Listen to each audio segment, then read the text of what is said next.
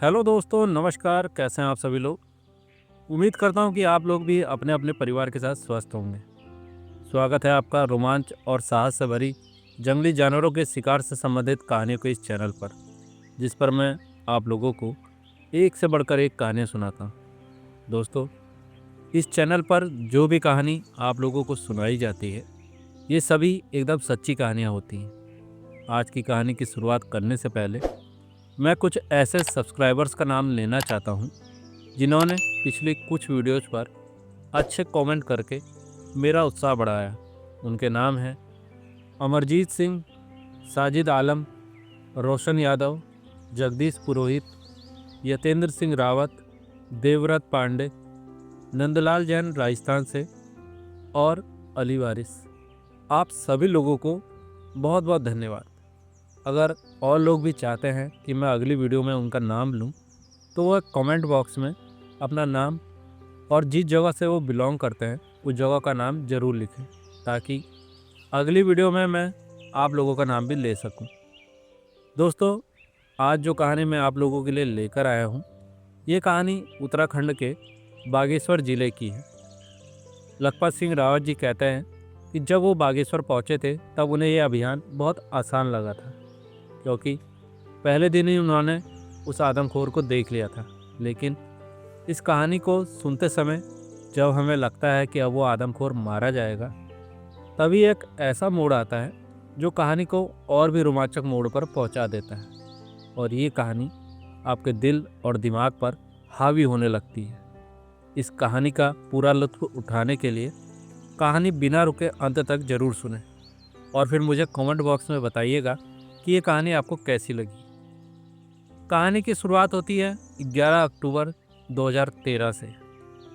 बागेश्वर जिले के अंतर्गत अमसरकोट नगर पंचायत है और उसके अंतर्गत एक बोर नाम का गांव स्थित है। 11 अक्टूबर शुक्रवार के दिन सौरभ नाम के बच्चे की मां सौरभ को स्कूल से घर लाने के लिए स्कूल के गेट पर खड़ी थी। सौरभ की उम्र मात्र 8 साल थी और वो कक्षा 2 में पढ़ता था। छोटा होने के कारण प्रतिदिन सौरभ को उसकी मम्मी स्कूल छोड़ने और लाने के लिए जाया करती थी। स्कूल से छूटने के बाद सौरभ अपनी मम्मी के साथ घर आ गया। उसके बाद उसकी मम्मी ने सौरभ को खाना खिलाया। जैसा कि स्कूल से लौटने के बाद सभी बच्चे अपने दोस्तों के साथ खेलने जाते हैं, सौरभ भी अपने उम्र के दोस्तों के साथ खेलने के लिए पास के खेतों में चला गया।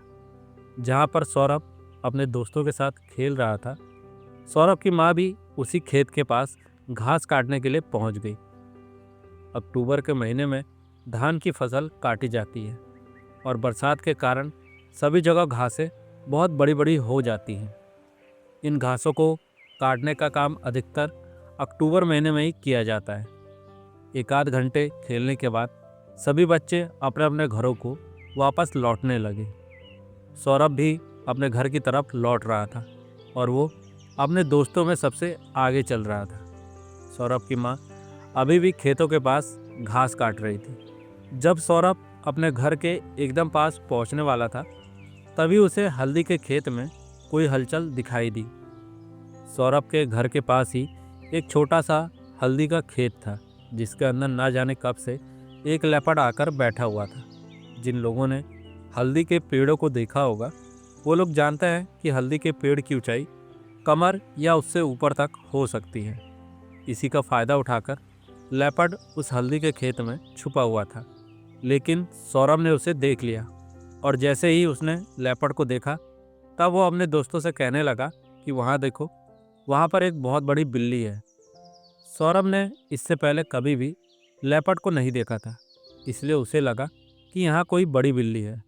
लेपर्ड को जैसे ही ये पता लगा कि सौरभ ने उसे देख लिया है, वो लेपर्ड तेजी से सौरभ पर झपटा और उसकी गर्दन को अपने मुंह में दबाकर सौरभ को उठा ले गया। सौरभ के दोस्त डर के मारे जोर से चिल्लाने लगे। इनकी चीख सुनकर पास के खेतों में काम कर रही सौरभ की मम्मी दौड़ते हुए उनके पास आई। उसने बच्चों से पूछा कि क्या हुआ। बच्चों ने बताया कि एक बड़ी बिल्ली सौरभ को अपने मुंह में दबाकर ले गई है। ये सुनते ही सौरभ की मम्मी ये समझ गई कि ये बड़ी बिल्ली लेपर्ड या बाघ ही हो सकती है, इसलिए सौरभ की मम्मी मदद के लिए चिल्लाने लगी। थोड़ी देर में आसपास के घरों से बहुत सारे लोग वहाँ पर इकट्ठा हो गए और वो सभी तेज़ी से उस तरफ भागे जिस तरफ लेपर्ड सौरभ को ले गया था। ये लोग चिल्लाते हुए लेपर्ड के पीछे भाग रहे थे। लेपर्ड ने जब सुना कि इतने सारे लोग हल्ला मचाते हुए उसकी तरफ आ रहे हैं, तब वो डर के मारे सौरभ को वहाँ से लगभग 50 मीटर की दूरी पर ही छोड़ गया।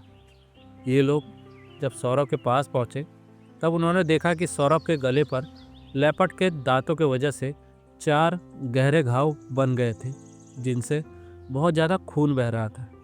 जब तक सौरभ की मम्मी सौरभ को अपने गोद में उठा पाती, तब तक सौरभ मर चुका था। उसकी माँ रोते बिलखते अपने बच्चे को उठाने की कोशिश कर रही थी। वो रोते रोते कह रही थी कि अभी तो थोड़ी देर पहले ही मैंने इसे अपने हाथों से खाना खिलाया है, थोड़ी देर पहले ही ये अपने दोस्तों के साथ खेल रहा था, अब मेरे बच्चे को ये क्या हो गया। भगवान इतना निर्दयी नहीं हो सकते हैं, लेकिन होनी को कोई नहीं टाल सकता। सौरभ मर चुका था। उस औरत को इतने दुख में देखकर आसपास खड़े सभी लोगों का दिल भी पसीज गया। सौरभ की लाश को उठाकर उसके घर पर लाया गया, जहाँ पर सौरभ की लाश को घेर कर बहुत सी औरतें रोने लगी। इस घटना की खबर तुरंत वहाँ के फॉरेस्ट डिपार्टमेंट वालों को दी गई। धीरे धीरे करके जब ये बात वहाँ के डीएफओ को पता चली, तब डीएफओ को ये समझते देर नहीं लगी कि अब लोगों का गुस्सा फॉरेस्ट वालों पर ही निकलेगा। उसने तुरंत ही लखपत सिंह को फ़ोन मिला दिया और उसने कहा कि लखपत, तुम जितना जल्दी यहाँ आ सको यहाँ आ जाओ। जब तक तुम यहाँ पर पहुँचोगे तब तक मैं तुम्हें इस आदमखोर को मारने का परमिट दिलवा दूँगा। इतने छोटे बच्चे के लेपर्ड के द्वारा मारे जाने पर वहाँ की जनता में फॉरेस्ट डिपार्टमेंट के प्रति बहुत आक्रोश था। लखपत सिंह भी इस बात को समझ चुके थे, इसलिए उन्होंने इस अभियान पर जाने के लिए अपने साथियों को फ़ोन लगाया, लेकिन दुर्भाग्यवश उस समय उनका कोई भी साथी गैरसैंण में नहीं था, जिसके कारण लखपत सिंह अपने बेटे अजय के साथ बागेश्वर के लिए अपनी गाड़ी से निकल पड़े। जिस दिन ये घटना घटी थी उसके अगले दिन लखपत सिंह सुबह में 11 बजे के करीब बागेश्वर पहुंच गए। वहां पहुंचकर सबसे पहले उन्होंने बागनाथ मंदिर में दर्शन किए। ये मंदिर बागेश्वर का सबसे प्रसिद्ध मंदिर है। वहां से इस अभियान में सफल होने के लिए उन्होंने भगवान से आशीर्वाद मांगा। उसके बाद वो वहां के फॉरेस्ट ऑफिस पहुंच गए। फॉरेस्ट ऑफिस से उस जगह का नक्शा जो उन्हें इस अभियान में सहायता प्राप्त कर सकता था, प्राप्त करने के बाद लखपत सिंह कुछ फॉरेस्ट वालों के साथ सौरभ के घर के लिए निकल पड़े। जब वो लोग सौरभ के घर पर पहुंचे तब उन्हें पता चला कि सौरभ की माँ अभी तक बेहोश थी। वो बेचारी अपने बेटे को खोने का दर्द सहन नहीं कर पा रही थी, इसलिए वो बार बार बेहोश हो जा रही थी।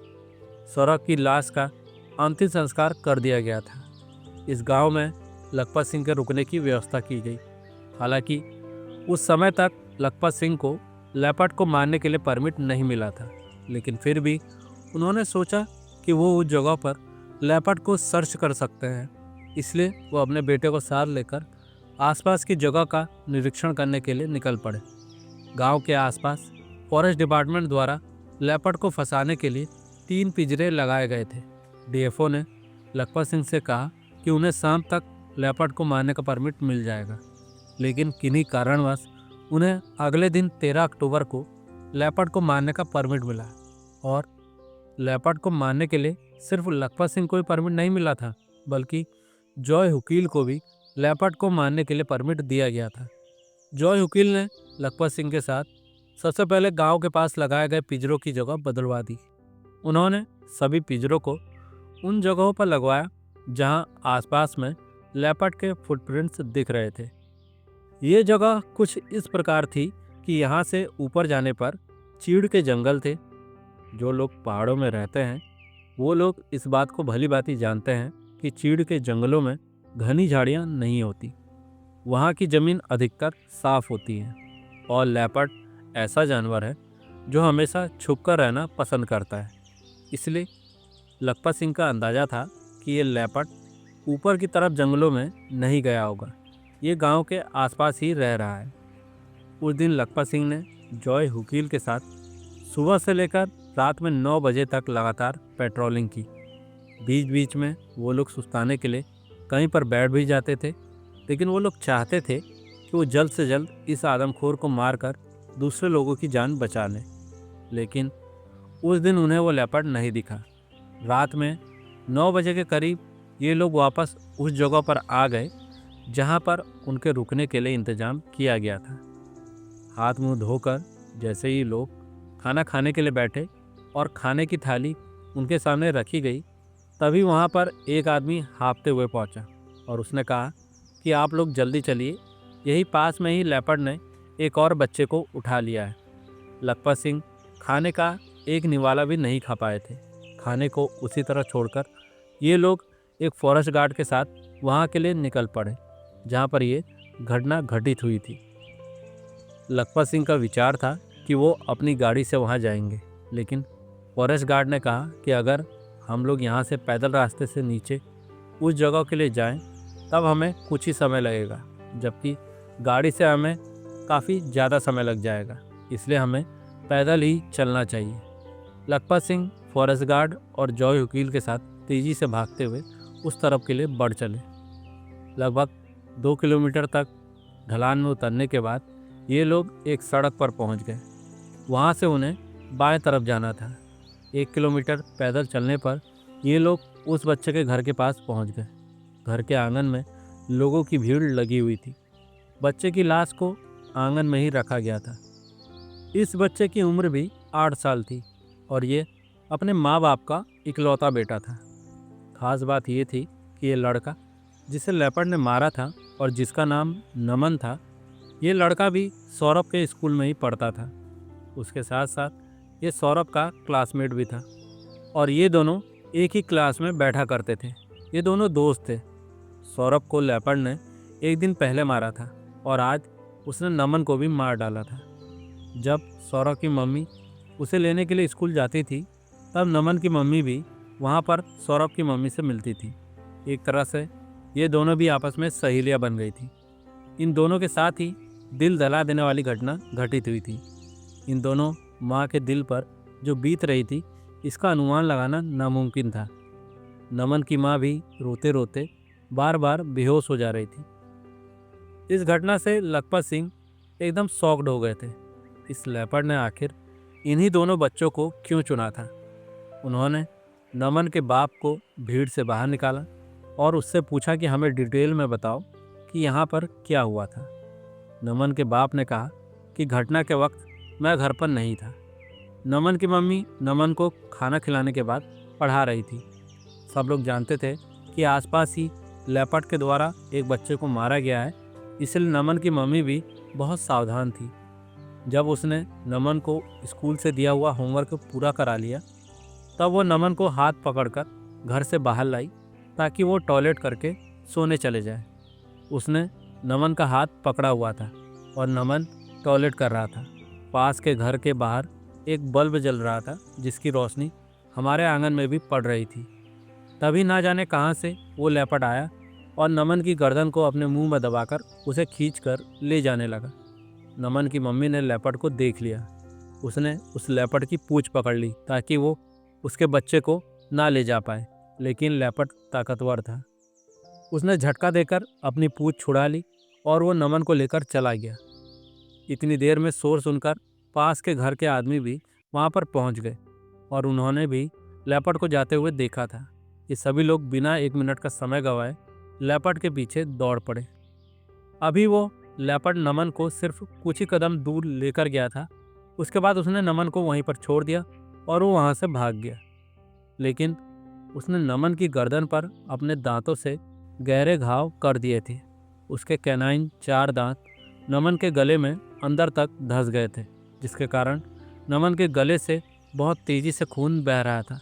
नमन की मम्मी अपने आंचल से नमन के गले से बह रहे खून को रोकने की कोशिश कर रही थी, लेकिन खून रुक ही नहीं रहा था। देखते ही देखते नमन ने अपनी माँ की गोद में ही आंखें बंद कर ली। जब तक कि ये लोग नमन को वहाँ से उठाकर ले जाते, उससे पहले ही नमन मर चुका था। लेपर्ड ने हमारे इकलौते बच्चे को मारकर हमारे जीने की उम्मीद ही खत्म कर दी। अगर वो लेपर्ड हमारे बच्चे की जगह हमें मार डालता तभी ठीक था। अब हम अपने बच्चे के बिना जिंदा नहीं रह सकते। ये सब सुनकर लखपत सिंह का हृदय अंदर से ज़ोर ज़ोर से रो रहा था। वो समझ नहीं पा रहे थे कि वो बच्चे के बाप से क्या कहें जिससे इस बच्चे के बाप का दर्द कुछ कम हो जाए। लखपत सिंह एकदम निस्तब्ध हो चुके थे। नमन पढ़ाई में बहुत तेज़ था और उसकी हमेशा क्लास में अच्छी पोजीशन आती थी। इस घटना के बाद वहाँ के लोगों में फॉरेस्ट डिपार्टमेंट के प्रति गुस्सा और बढ़ गया था। हालांकि फॉरेस्ट डिपार्टमेंट वालों की इसमें कोई गलती नहीं थी। जंगली जानवर कब कहाँ से किस घटना को अंजाम दे देंगे इसका अनुमान लगाना नामुमकिन है। तो ऐसे में सिर्फ फॉरेस्ट डिपार्टमेंट को दोषी ठहराना उचित नहीं था। फिर भी लोगों की भीड़ वहाँ खड़े फॉरेस्ट अधिकारियों पर अपना गुस्सा जाहिर कर रही थी। लखपत सिंह ने देखा कि भीड़ में कुछ लोग इतना गुस्सा हो गए कि वो फॉरेस्ट वालों को मारने के लिए आतुर हो जा रहे थे। लखपत सिंह ने भीड़ का मिजाज समझ लिया था, इसलिए वो भीड़ में से निकलकर किनारे खड़े हो गए थे। उन्होंने जॉय हुकील से कहा कि क्यों ना हम लोग उस तरफ चलकर देखें जिस तरफ लेपर्ड ने नमन की लाश को छोड़ा था। लखपत सिंह जॉय हुकील के साथ उस तरफ के लिए आगे बढ़ गए। अभी वो लोग घर से बाएं तरफ 10-15 कदम ही गए थे, तभी लखपत सिंह ने टॉर्च चमकाना शुरू किया और उन्हें अपने से लगभग 30 गज की दूरी पर लेपर्ड की 2 आंखें चमकते हुए दिखाई दी। उन्होंने तुरंत जॉय से कहा कि लेपर्ड तो यहीं पर है और वो वहीं से यहाँ खड़ी भीड़ को देख रहा है। टॉर्च की रोशनी में लेपर्ड को वहाँ बैठे भीड़ ने भी देख लिया और वो सभी बोलने लगे कि लेपर्ड तो यहीं पर है। लखपत सिंह ने हाथ से भीड़ को इशारा किया कि वो सभी शांत रहे। उसके बाद लखपत सिंह ने जॉय हुकील से कहा कि वो ज़मीन पर बैठ जाए ताकि लखपत सिंह जॉय हुकील के कंधे पर अपनी राइफल रखकर लेपर्ड पर निशाना लगा सके। उन्होंने टॉर्च जॉय हुकील के हाथ में दे दिया और जॉय हुकील से कहा कि टॉर्च 1 सेकंड के लिए भी बंद नहीं होना चाहिए, नहीं तो वो लेपर्ड वहाँ से भाग जाएगा। लेपर्ड भी टॉर्च की तरफ ही देखे जा रहा था। शायद उसे टॉर्च के पीछे की भीड़ नहीं दिख रही थी। लखपत सिंह ने जॉय हुकील के कंधे पर राइफल को रखकर लेपर्ड पर निशाना साधा, लेकिन वहाँ खड़ी भीड़ का गुस्सा देखकर वो थोड़ा नर्वस हो गए थे। उनके दिमाग में ये बात चल रही थी कि अगर उन्होंने गोली चलाई और वो गोली लेपर्ड को नहीं लगी तब वो लेपर्ड वहाँ से भाग जाएगा और यहाँ खड़ी भीड़ उनसे कहेगी कि तुम लोग यहाँ पर लेपर्ड को मारने के लिए नहीं बल्कि सिर्फ उसे भगाने के लिए यहाँ आए हो। इसलिए लखपत सिंह पर इस बात का बहुत प्रेशर था कि वो गोली लेपर्ड को ज़रूर लगे। वो इंतज़ार कर रहे थे कि लेपर्ड उठकर खड़ा हो और उन्हें लेपर्ड का पूरा शरीर दिखे और वो उस पर गोली चला दें। अभी उन्हें सिर्फ लेपर्ड की 2 आंखें चमकती हुई दिखाई दे रही थी, जिसके कारण उन्हें बहुत छोटी जगह पर निशाना लगाना था और गोली लगने के चांस बहुत कम थे। वहीं भीड़ में से कुछ लोग लखपत सिंह से कह रहे थे कि गोली चलाओ, नहीं तो लेपर्ड वहाँ से भाग जाएगा। तुम किस बात का इंतज़ार कर रहे हो? तुमको अब गोली चला देनी चाहिए। वहाँ की भीड़ वैसे ही आक्रोशित थी और ऐसी बात सुनकर लखपत सिंह अपने निशाने पर एकाग्र नहीं हो पा रहे थे। उनके दिमाग में भीड़ का डर बैठ गया था। खैर, इंतज़ार करते करते लेपर्ड भी अपनी जगह से उठा और वहाँ से चलने के लिए वो जैसे ही मुड़ा तब उसका पूरा शरीर लखपत सिंह को दिख गया और उन्होंने उसके कंधे के पास दिल को निशाना बनाते हुए गोली चला दी। गोली लगते ही वो लेपर्ड दर्द से गुर्राते हुए नीचे ढलान में लुढ़कने लगा। भीड़ में मौजूद लोग चिल्लाने लगे कि लेपर्ड को गोली लग गई है, लेपर्ड मर गया। तुरंत ही भीड़ में से 2-4 लोग तेज़ी से लेपर्ड की तरफ दौड़ पड़े, लेकिन लखपत सिंह ने उन्हें आवाज़ देकर वापस बुलाया और उनसे कहा कि तुम लोग एकदम पागलों वाली बातें कर रहे हो सकता है कि वो लेपर्ड सिर्फ घायल हुआ हो और घायल लेपर्ड बहुत आक्रामक हो जाते हैं। जैसे ही तुम लोग उसके पास पहुंचोगे वो तुम पर हमला कर देगा। भले ही वो मरने की स्थिति में हो, लेकिन लेपर्ड को इतना जल्दी मरा हुआ नहीं समझना चाहिए। लखपत सिंह की बात सुनकर वो लोग वापस आ गए। लखपत सिंह ने कहा कि हो सकता है कि वो लेपर्ड आज चलाई गई गोली से मर गया हो, लेकिन हम लोग उसे कल सुबह ढूंढेंगे। रात में उसका पीछा करना खतरे से खाली नहीं है। भीड़ में से कुछ लोग अभी भी टॉर्च को उसी तरफ किए हुए थे। अभी लखपत सिंह ने अपनी बात को ख़त्म ही किया था कि तभी उन्होंने देखा कि लेपर्ड तेज़ी से भागते हुए ऊपर चीड़ के जंगलों की तरफ जा रहा है। लेकिन लखपत सिंह को इतना मौका नहीं मिला कि वो उस लेपर्ड पर गोली चला सके। लखपत सिंह ने जब उस लेपर्ड को भागते हुए देखा तभी वो समझ गए कि ये कोई दूसरा लेपर्ड है। दरअसल वहाँ पर 2 लेपर्ड थे, जिसमें से एक लेपर्ड की आंखें चमकते हुए लखपत सिंह को दिखाई दे रही थी, लेकिन दूसरा लेपर्ड छुपा हुआ था। अपने साथी के घायल होने के बाद दूसरा लेपर्ड भी अपनी जान बचाने के लिए ऊपर की तरफ भाग गया था। दूसरे लेपर्ड को भागते देख भीड़ का जोश भी अब ठंडा पड़ गया था। नहीं तो भीड़ में से कुछ लोग बार बार ये बात कह रहे थे कि उन्हें अभी घायल लेपर्ड को खोजना चाहिए।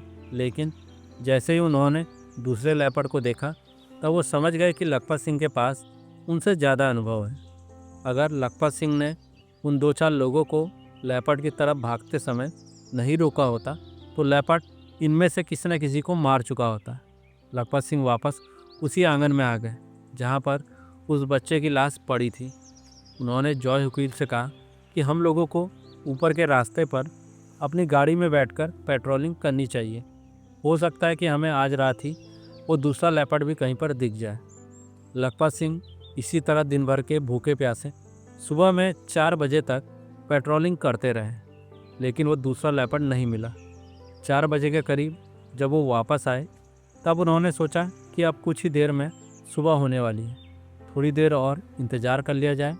हमें सुबह सुबह ही उस घायल लेपर्ड को खोजना चाहिए, नहीं तो हो सकता है कि वो घायल लेपर्ड बहुत ज़्यादा दूर निकल जाए और ये भी हो सकता है कि वो घायल लेपर्ड उन्हें मरा मिले। जिस समय अच्छा उजाला हो गया था तब लखपत सिंह घायल लेपर्ड को ढूंढने के लिए उसी घर के आंगन के पास में पहुंचे जहां से उन्होंने लेपर्ड पर गोली चलाई थी। लेकिन उनके वहां पहुंचने से पहले ही गांव के लोगों द्वारा लेपर्ड को उस जगह पर खोज लिया गया था और उन्हें वो घायल लेपर्ड नहीं मिला था।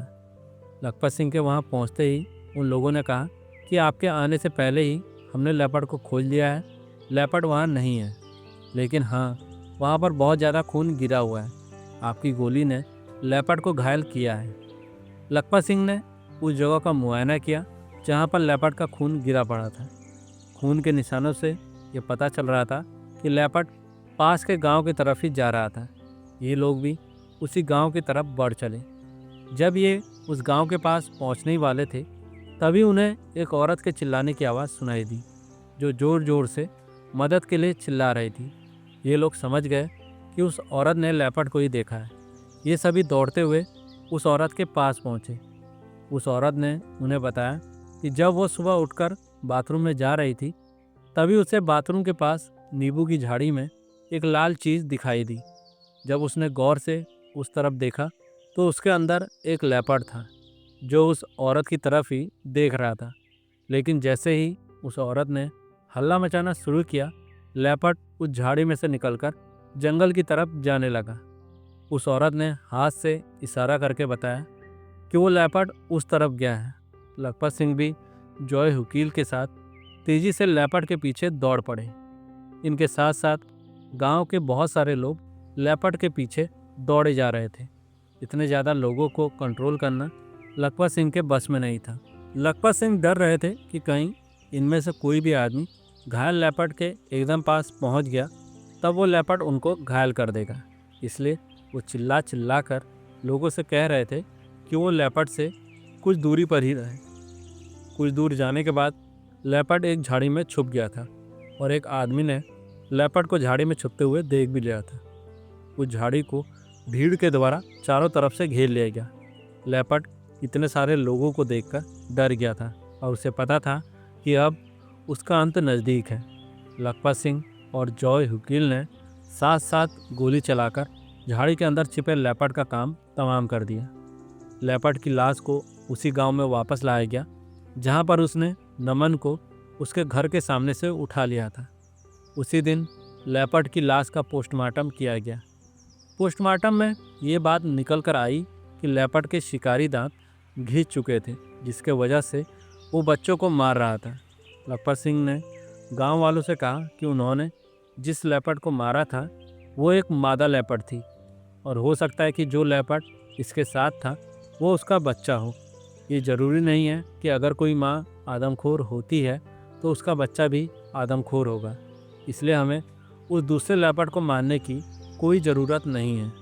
लखपत सिंह ने ये बात वहाँ के डीएफओ से भी कही और वो अपने घर गैरसैंण वापस आ गए। जॉय वकील भी वापस पौड़ी लौट गए। कुछ दिन बाद वहाँ के डीएफओ ने फिर से लखपत सिंह को फ़ोन मिलाया और उसने कहा कि लखपत, यहाँ के वाइल्ड लाइफ चीफ ने दूसरे लेपर्ड को भी आदमखोर घोषित कर दिया है।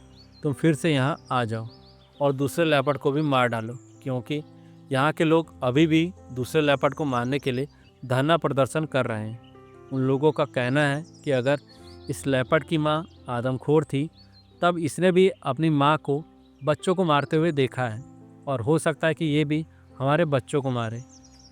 19 अक्टूबर को लखपत सिंह फिर से यहाँ वापस आ गए। 3-4 दिन तक इन्होंने लेपर्ड को ढूंढने के लिए अपना सर्च अभियान जारी रखा, लेकिन लेपर्ड उन्हें नहीं मिला। ऐसा लग रहा था जैसे कि वो लेपर्ड यहाँ से कहीं दूर चला गया था। इन 3 दिनों में उन्हें लेपर्ड के फुटप्रिंट्स तक नहीं दिखे थे। हो सकता है कि उस रात के वाक़ये के बाद लेपर्ड डर गया हो और यहाँ से भाग गया हो। लखपत सिंह ने वहाँ के डीएफओ से इस बात पर चर्चा की कि क्या किया जाए। लेपर्ड तो यहाँ पर नहीं मिल रहा है। डीएफओ ने लखपत सिंह से कहा कि हमें अभी कुछ और दिन लेपर्ड को ढूंढना चाहिए। अभी यहाँ की जनता में गुस्सा है। अगर अभी आप लोग वापस चले जाएंगे तो यहाँ की जनता और गुस्सा हो जाएगी। लखपत सिंह को भी यही सही लगा कि वो लेपर्ड को ढूंढने का अभियान जारी रखें। 3-4 दिन बाद एक रात 12 बजे के करीब जब ये लोग पेट्रोलिंग करके वापस लौट रहे थे, तब लखपत सिंह के साथ गाड़ी में उनका ड्राइवर और एक फॉरेस्ट गार्ड भी था। फॉरेस्ट गार्ड पिछली सीट पर बैठा हुआ था और अब उसे नींद आने लगी थी। वो सामने की सीट पर सिर टिकाकर दाहिने खिड़की की तरफ देख रहा था। वहीं लखपत सिंह सामने की ओर नज़र रखे हुए थे। तभी एक जगह पर उस फॉरेस्ट गार्ड ने ड्राइवर से कहा कि जल्दी गाड़ी रोको, मैंने लेपर्ड को देखा है। लेपर्ड पीछे ही था। ड्राइवर ने तुरंत ही गाड़ी रोक दी। गाड़ी रुकते ही लखपत सिंह और वो फॉरेस्ट गार्ड जल्दी से गाड़ी से नीचे उतरे। लखपत सिंह ने फॉरेस्ट गार्ड से पूछा कि तुमने लेपर्ड को कहाँ देखा था। फॉरेस्ट गार्ड ने अपने हाथ से ही इशारा करके बताया कि उसने लेपर्ड को सड़क से ऊपर जाते हुए देखा था। ये लोग तेज़ी से टॉर्च की रोशनी में रास्ते को छोड़कर ऊपर पहाड़ की ओर चढ़ने लगे। ऊपर की तरफ चीड़ का जंगल था, इसलिए वहाँ पर घनी झाड़ियाँ नहीं थी। ये लोग तेज़ी से दौड़ते हुए ऊपर की ओर जा रहे थे, लेकिन लेपर्ड कहीं नहीं दिख रहा था। थोड़ा और ऊपर भागने के बाद लखपत सिंह को लेपर्ड तेज़ी से भागते हुए दिखाई दिया, लेकिन वो लेपर्ड बहुत दूर था, जिसके कारण ये उस पर गोली नहीं चला सकते थे। लेपर्ड फिर से अंधेरे में गायब हो गया था। ये लोग भी तेज़ी से उसी तरफ लेपर्ड का पीछा करने के लिए भागे। भागते भागते ये लोग ऐसी जगह पर आ गए जहाँ पर चढ़ाई खत्म हो गई थी और उसके बाद ढलान शुरू हो गई थी। लेपर्ड अब ढलान में उतर गया था और ढलान में उसकी स्पीड और ज़्यादा होगी। ऐसे में लेपर्ड बहुत दूर निकल सकता था। लखपत सिंह वहीं खड़े होकर जब ढलान में नीचे की तरफ टॉर्च मारकर देख रहे थे, तब उन्हें अपने से लगभग 50 मीटर की दूरी पर लेपर्ड की 2 आंखें चमकते हुए दिखाई दी। लखपत सिंह की किस्मत अच्छी थी कि अब वो लेपर्ड भाग नहीं रहा था, बल्कि वो लेपर्ड एक चीड़ के पेड़ की जड़ की आड़ में ज़मीन पर सटकर बैठा हुआ था और वो टॉर्च की तरफ ही देख रहा था, जिसके कारण लखपत सिंह को उस लेपर्ड की आंखें चमकती हुई दिखाई दे रही थी, लेकिन उन्हें लेपर्ड के शरीर का कोई दूसरा भाग नहीं दिख रहा था। सिर्फ आंख पर निशाना लगाना कठिन था। उन्होंने टॉर्च को फॉरेस्ट गार्ड के हाथ में थमा दिया और अपनी राइफल को लेपर्ड की तरफ तान दिया। वो बहुत देर से भागते हुए चढ़ाई पर चढ़ते हुए आए थे। इसके कारण उनकी सांसें बहुत तेज तेज चल रही थी और सांस लेते और छोड़ते समय उनकी राइफल भी बहुत ज़्यादा हिल रही थी। उन्होंने थोड़ी देर इंतज़ार किया ताकि उनकी सांसें सामान्य हो जाएं। वो लेपर्ड के उठने का इंतज़ार कर रहे थे, लेकिन लेपर्ड उठने का नाम ही नहीं ले रहा था। लखपत सिंह ने सोचा कि उन्हें लेपर्ड के मुंह पर ही गोली चलाने का चांस लेना चाहिए। वो जैसे ही गोली चलाने वाले थे, तभी लेपर्ड ने अपनी गर्दन घुमा दी और लखपत सिंह को उसके गर्दन पर गोली चलाने के लिए परफेक्ट शॉट मिल गया। उन्होंने तुरंत गोली चला दी। गोली लगते ही ये लेपर्ड लुढ़कते हुए नीचे जाने लगा। लखपत सिंह तेजी से लेपर्ड की तरफ दौड़े और उन्होंने फिर से लेपर्ड पर अपनी राइफल तान दी, लेकिन उनके साथ खड़े फॉरेस्ट गार्ड ने उन्हें गोली चलाने से रोक दिया। उसने कहा कि लेपर्ड को गंभीर घाव लगा है और वो मर जाएगा। अभी उसने इतना कहा ही था, तभी लेपर्ड फिर से नीचे ढलान में लुढ़कते हुए गायब हो गया। लखपत सिंह ने तुरंत ये बात फोन पर डीएफओ को बता दी कि उन्होंने दूसरे लेपर्ड को भी गोली मार दी है और हो सकता है कि अगले सुबह वो उन्हें मरा मिले। लखपत सिंह वापस लौट आए। अगली सुबह लखपत सिंह डीएफओ के साथ वहाँ पहुँचे तो उन्हें वहाँ पर लेपर्ड का बहुत सारा खून मिला। लेपर्ड वहाँ से उठकर नीचे ढलान में जाते गया था। उसके बाद लखपत सिंह ने डीएफओ के साथ मिलकर उस लेपर्ड को बहुत ढूंढा, लेकिन वो लेपर्ड उन्हें नहीं मिला। अगले 2 दिनों में भी फॉरेस्ट डिपार्टमेंट वालों द्वारा उस पूरे इलाके में लेपर्ड को बहुत खोजा गया, लेकिन लेपर्ड की लाश कहीं नहीं मिली। दोस्तों, मैंने दूसरी कहानियों में भी बताया है, अक्सर घायल लेपर्ड और बाघ जब गंभीर रूप से घायल हो जाते हैं और उन्हें पता होता है कि अब वो मरने वाले हैं, तब वो किसी घनी झाड़ी में या किसी गहरी गुफा में जाकर छुप जाते हैं और वो वहीं अपना दम तोड़ देते हैं। वो ऐसा इसलिए भी करते हैं ताकि उन्हें कोई दूसरा जानवर ना खा सके, क्योंकि उन्होंने जीवन भर दूसरे जानवरों को मारकर अपना पेट भरा होता है और वो अपना पूरा जीवन एक राजा की तरह जीते हैं और मरते भी एक राजा की तरह हैं। बहुत प्रयासों के बाद भी ये घायल लेपर्ड काफ़ी ढूंढने के बाद भी किसी को नहीं मिला। लखपत सिंह को अब वहाँ रुकने से कोई फ़ायदा नहीं दिख रहा था। गोली लेपर्ड की गर्दन में लगी थी। वही गोली लेपर्ड के शरीर के किसी और हिस्से में लगी होती तो वो लेपर्ड अपने घाव को अपनी जीभ से चाट चाट कर सही कर लेता, लेकिन वो अपने गर्दन के घाव को नहीं चाट सकता था। लखपत सिंह को विश्वास था कि अब वो लेपर्ड उन्हें मरा मिलेगा। लखपत सिंह लेपर्ड को मरा समझकर वापस अपने घर गैरसैंण आ गए। उनके वापस लौटने के बाद फिर कभी वहाँ किसी भी आदमी के लेपर्ड द्वारा मारे जाने की खबर नहीं सुनाई दी, जिसका मतलब था कि वो दूसरा लेपर्ड भी कहीं मर गया था। ये जो कहानी मैंने आप लोगों को सुनाई थी, ये कहानी 2013 में घटित हुई थी। 2018 में लखपत सिंह फिर से उसी गांव में वापस गए थे। वहाँ उन्होंने गांव वालों से नमन के माता पिता के बारे में पूछताछ की। तब उन्हें ये पता चला कि नमन के माता पिता अब उस गांव को छोड़कर दिल्ली में शिफ्ट हो चुके थे और अब उनकी एक 3 साल की बेटी है। लखपत सिंह को ये जानकर बहुत खुशी हुई, क्योंकि नमन के जाने के बाद उस माता पिता के पास कोई संतान नहीं थी। अब इस बेटी के सहारे वो अपनी ज़िंदगी गुजार लेंगे। तो दोस्तों, इस तरह इस कहानी का अंत यहीं पर होता है। कहानी की शुरुआत में मैंने आप लोगों से कहा था कि आप लोगों को ये कहानी ज़रूर पसंद आएगी। आप लोगों ने पूरी कहानी सुन ली है। अब आप लोग मुझे कमेंट बॉक्स में बताइएगा कि ऐसे आदमखोरों को मारना उचित है या नहीं।